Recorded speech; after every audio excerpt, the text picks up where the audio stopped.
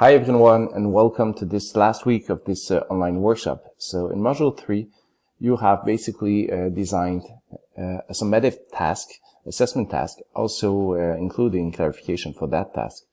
Now we're going to Module 4, and you'll see that we will complete many parts left of the unit plan. So that's what we want to explore. So let's go to Module 4.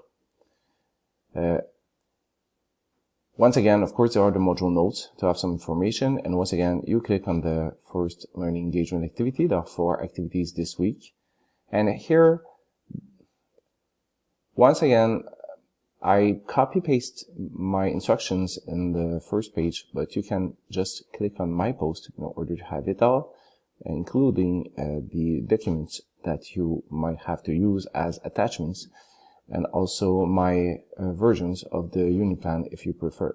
So in these activities, the first activity actually, you want to go back to the first part of the unit plan where some of you actually did it, trying to think about inquiry questions. So inquiry questions are at the beginning of the unit in the inquiry section, but you will also develop inquiry questions in the action part of the unit plan. So there are 2 places where you want to put inquiry questions. The idea is to foster inquiry during your teaching and learning for the students. So the questions in the first part in the inquiry section of the unit plan will be solely based on the concepts and also on the global context exploration. So, which means basically that all your questions will turn around your statement of inquiry. All of the questions which are very relevant and that you will ask yourself and that you want to develop about mathematics, you will put in the action section of the unit plan. The idea is that if I were in another subject and I was reading your questions, your statement of inquiry and your inquiry questions, I would like to use those same questions in my subject. So that means that we can perhaps build an interdisciplinary activity or even an interdisciplinary unit plan. So this is why we do it like that. So in the subject overview, we will have that statement of inquiry. It's going to be very general, and everyone, all of the other teachers will know what exploration you are talking about, that you are exploring, and also the questions that you want to develop. So they might look at your planning actually and want to work with you on an activity. So this is why we do it like that. But of course, when it comes to mathematics, in your everyday classes, you want to ask questions, well, mainly put your content into questions in order to think about activities where the students are using inquiry in order to solve these situations, these activities that you will present to them. So there is a template that you can use, but you can also just write directly in the unit plan. Once again, if you feel comfortable, there is the document evaluating MYP unit plan that can tell you what is expected actually to be at the sharing level about the questions. So it is always good to do.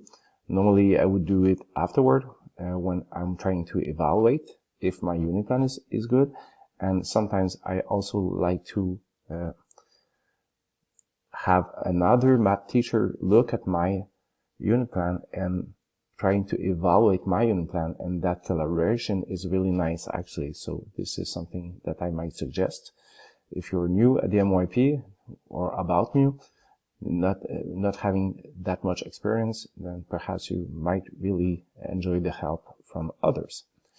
Here, I'm going to show you an example, okay? And I also want in part B, it's about the mathematics topics, and I I ask you actually to create 2 questions for each.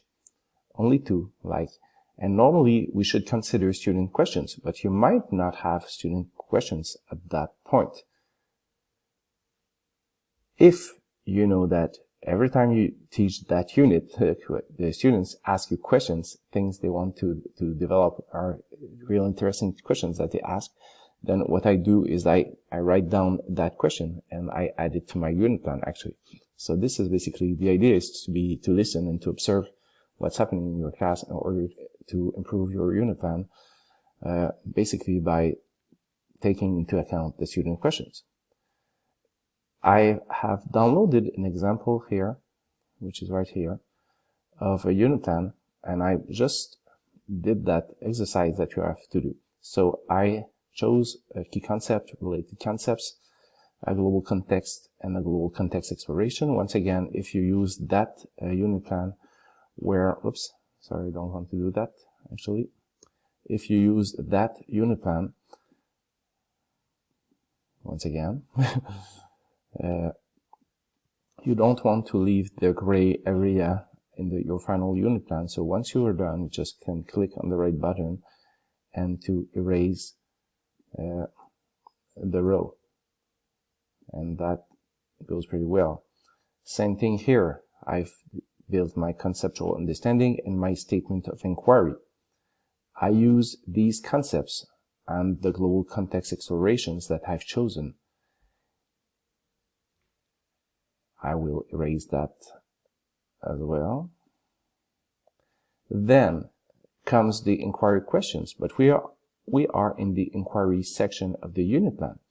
So in factual question normally starts with what, when, who, questions that can be answered pretty straightforward. It can be questions about the concepts. The conceptual question doesn't mean that it is these questions that goes with the concept.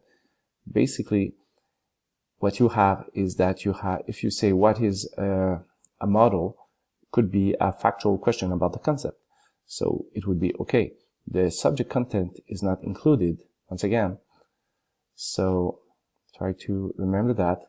Conceptual question often starts with how or why, and debatable questions is like everything which leads to debate. So here, what I've chosen, just as an example, is where I was talking about the human impact on the environment. So I just said, what are impacts that human activities can have on the environment? As a conceptual question, I have to choose one of each. This is the requirement. Because I was using representation that helped me to model some relationships, I just state, well, how can we use representation to model relationships? So I use my 3 concepts here in my conceptual question. And in the debatable question, actually, because I was taking decisions based on approximate predictions, I have chosen, can we rely on decisions based on approximate predictions? And I also added a second question, which was, should we take a decision when there are diverse appropriate perspectives to tackle an issue? So these are questions I could ask my students. So this is the first part of the activity, is to choose at least one question of each type in that part of the unit plan. The second part, actually, which I haven't done, is here in the action section of the unit plan. Here, for instance, I can add the mathematical content. So if I use here, if I were to, in the learning process, ask how we can use representation to model relationships, I could add a word like exponential, for instance, exponential relationships.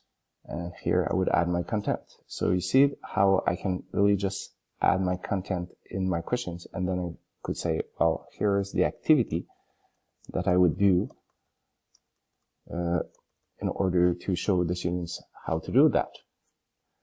And I could ask many types of questions.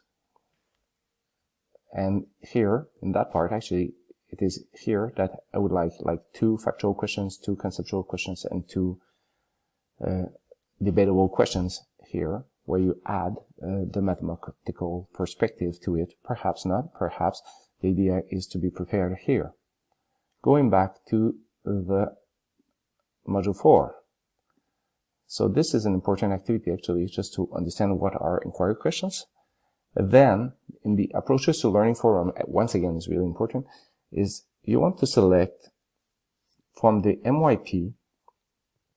I've put everything once again in my post as attachments, and it is also linked to the unit plan. So here, if you go in that yellow section, you can just press here to have the ATL skills appendix from principle into practice. And here I've stated how we should state the sentence that would go there. So here I come. So I've written what would be expected. So I went to the appendix in order to select one specific skill, which was to organize and depict information logically. Let's say I would use that.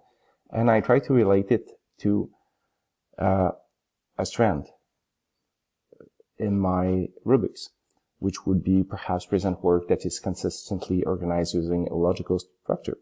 And then I would combine both to write a sentence.